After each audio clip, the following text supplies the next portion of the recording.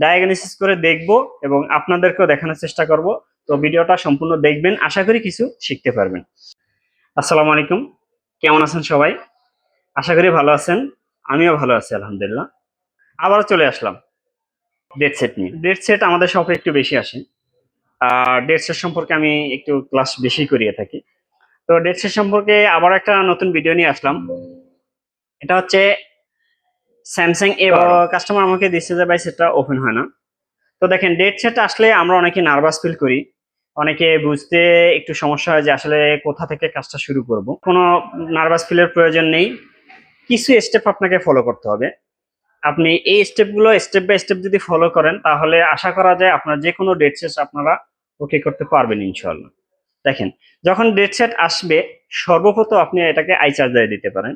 তো আই চার্জারে দেওয়ার পরে কিছু তো সমস্যা দেখাবে, অত কিছু অ্যাম্পিয়ার নিবে অথবা নিবে না এরকম।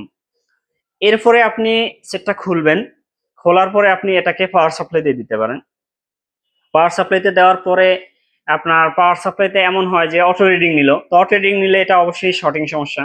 যদি অটো রিডিং না নেয়, পাওয়ার প্রেস করার পরে কিছু রিডিং নিবে, সেটা ভিন্ন একটা ক্লাস আছে, সেই ক্লাসে আর যাচ্ছি না। তো এরপরে যেটা করতে হবে, আপনি ব্যাটারিটা একটু চেক করতে পারেন, কারণ ব্যাটারি থেকে অনেক সময় ব্যাটারিতে চার্জ নেই, সেট ওপেন হয় না, এরকম হয়েছে। এরপরে যেটা করতে হবে, আপনাকে বিপিএস লাইন চেক করতে হবে, বিপিএস লাইন ওকে আছে কিনা। এরপরে চেক করতে হবে যে পাওয়ার আইসি কাজ করছে কিনা। তিনটা সিস্টেম আমাদের। একটা হচ্ছে যে আমি আগের ভিডিওতে বলেছি, একটা হচ্ছে যে আপনি পাওয়ার আইসির বাক ভোল্টেজ চেক করবেন। 2 নম্বর হচ্ছে যে আপনি পাওয়ার আইসির পিএস হোল্ড চেক করবেন, পিএস হোল্ড ওয়াচডগ বা রিসেট বি, এটা চেক করবেন। 3 নম্বর হচ্ছে যে আপনি এটাকে আপনার পিসিতে কানেক্ট করবেন। তো অনেক সময় এমন হয় যে পিসিতে কানেক্ট করার পরে অটো পোর্ট বানায়। তো অটো পোর্ট যদি বানায় আপনার সেট, তাহলে কনফার্ম আপনার পাওয়ার আইসি ওকে আছে, সমস্যা অন্য কোথাও। আর যদি অটো পোর্ট না বানায়, এর মানে পাওয়ার আইসি খারাপ এমন না, হতে পারে অন্য কোথাও সমস্যা আছে যার জন্য পোর্ট বানাচ্ছে না, কিন্তু এরপর আপনার পাওয়ার আইসি ম্যানুয়ালি চেকিং করতে হবে।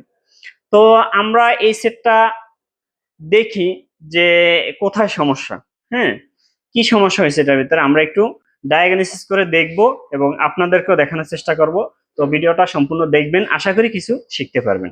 সর্বপ্রথম এই ফোনটা আই চার্জারে লাগাবো। এখানে ইউএসবি কেবলটা 2 নম্বরে দেওয়া আছে। তো দেখেন, 2 নম্বরে কোনো রকম অ্যাম্পিয়ার নিচ্ছে না, ঠিক আছে। তো এখন আমরা পাওয়ার সাপ্লাইতে দিয়ে দেখব। পাওয়ার সাপ্লাইতে কানেক্ট দেওয়ার পর কোনো রকম অটো অ্যাম্পিয়ার নেয় না। তো অটো অ্যাম্পিয়ার নেয় না, এর মানে এই সেটটায় কোনো রকম শর্টিং ইস্যু নেই। পাওয়ার বাটন প্রেস করার পরে 0607, 4 নম্বর ডিজিটে 0607 এরকম আসছে। এর মানে হচ্ছে আমাদের পাওয়ার আইসি পর্যন্ত তো ভোল্টেজ পৌঁছাইছে, কিন্তু পাওয়ার আইসি কোনো রকম ভোল্টেজ তৈরি করতে পারছে না। যেহেতু আমরা এর আগে যে সেটগুলো ঠিক করছি, এরকম সম্ভাবনা এরকমই পেয়েছি।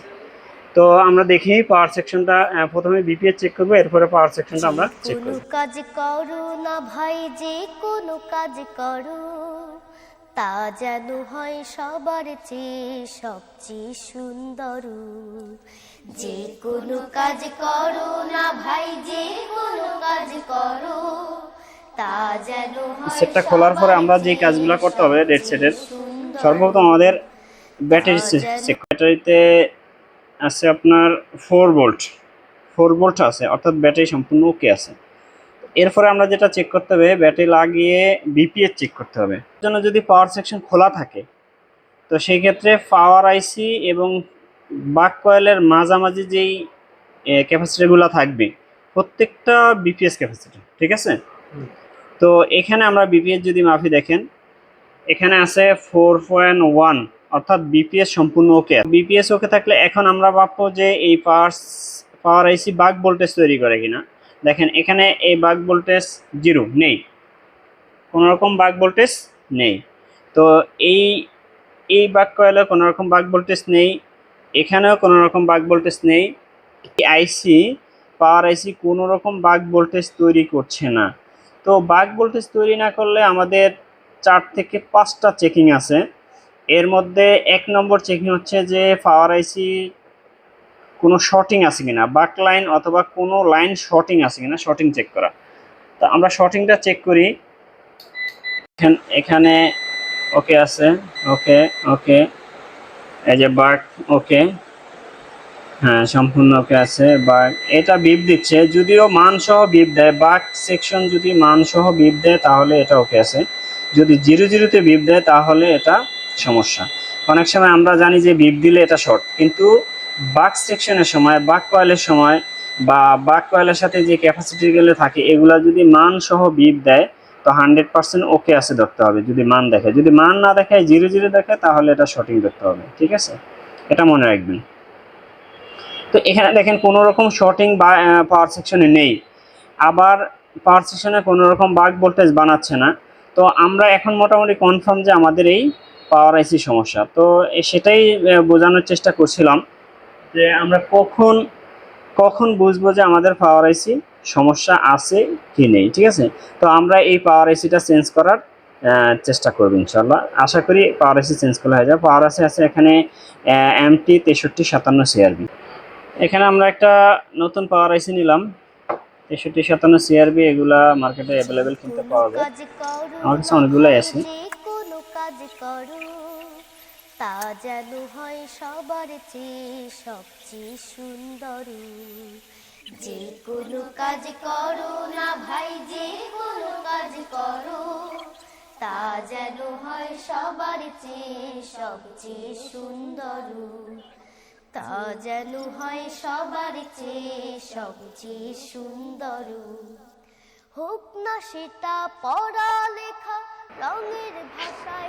আমরা এটা পাওয়ার আইসিটা চেঞ্জ করছি, একদম নিউ পাওয়ার আইসি লাগিয়েছি। পাওয়ার আইসি লাগানোর রিজনটা আপনাদেরকে দেখাইছি যে এটা কোনো রকম বাগ ভোল্টেজ বানাচ্ছিল না।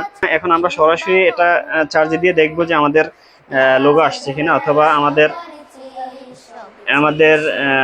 সেটটা রান হয়েছে কিনা। হ্যাঁ, তা হ্যাঁ, আলহামদুলিল্লাহ আমাদের সেটটা এই যে লোগো চলে আসছে, এর মানে হচ্ছে সেটটা সম্পূর্ণ রান হয়েছে আশা করা যায়।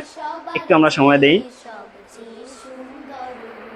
হ্যাঁ, এই যে চার্জ নিচ্ছে। তো দেখেন আমরা অনেক সময় একটু নার্ভাস হই যে কি কাজ করবো, একটা ডেট ফোনে কি কি ঠিক করবো, কোথা থেকে শুরু করবো। নার্ভাস হওয়ার কিচ্ছু নেই, কোনো রকম নার্ভাসনেস দরকার নেই।